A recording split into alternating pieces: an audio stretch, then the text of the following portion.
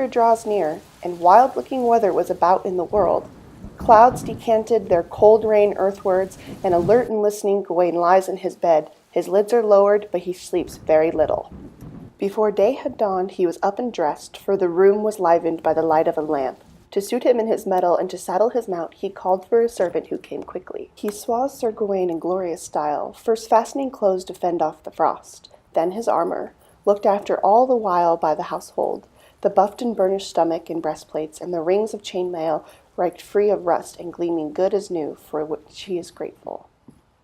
That green silk girdle truly suited Sir Gawain, and went well with the rich red weaves that he wore.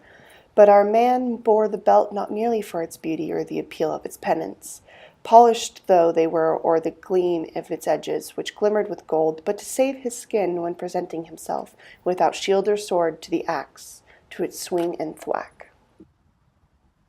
Then his great horse Gringolet was got up and ready. The steed had been stabled in comfort and safety, and snorted and stamped in readiness for the ride.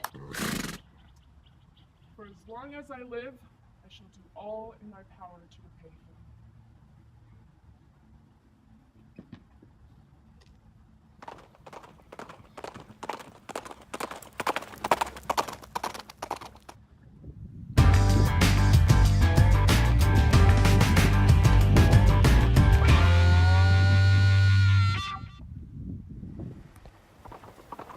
Oh, my lord, let's stop.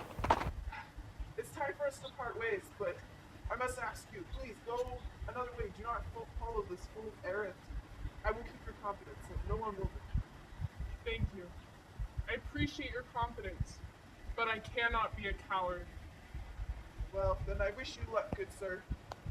May the gods favor you. Thank you.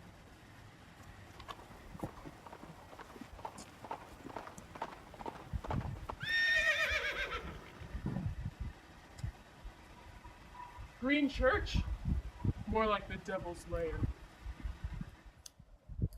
I hear the sharpening of an axe. Who is there? Hey, you'll get what's coming to you soon enough.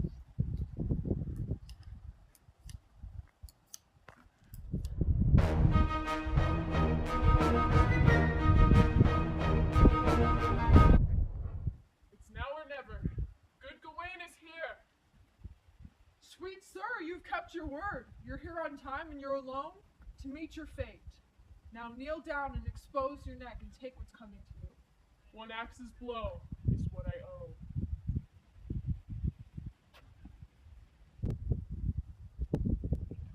You coward knight! How you flinch and tremble before me! It is true, I flinched. But I will do better next time. Hey, you did do a lot better that time. All right.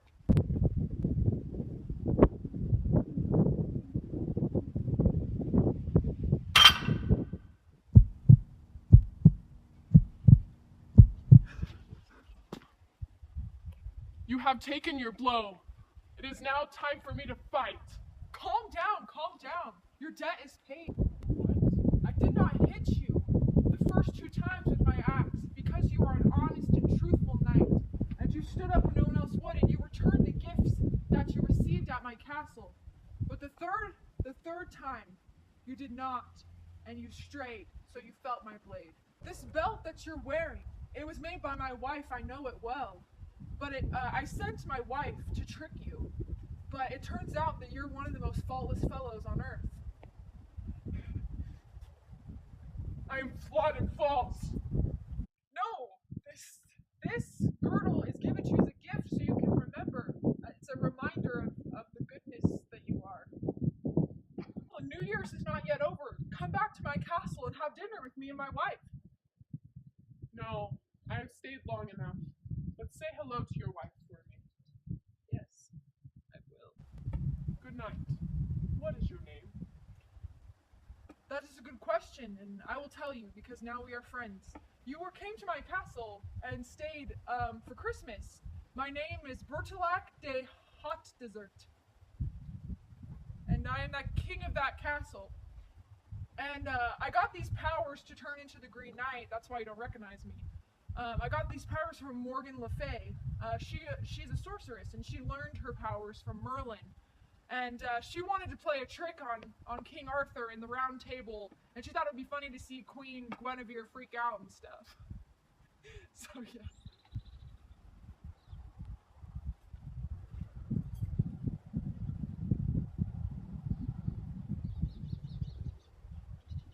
Behold, the symbol of my sin, for which my neck bears a scar. So that slanting green stripe was adopted as their sign, and each knight who held it was honored ever after. As all the best books on romance remind us, an adventure which happened in Arthur's era, as the chronicles of his country have stated clearly, since fearless Brutus first set foot on these shores, once the sieged land assaulted at Troy had ceased, our coffers had been crammed with stories such as these. Now let our Lord then crowned bring us to perfect peace, amen.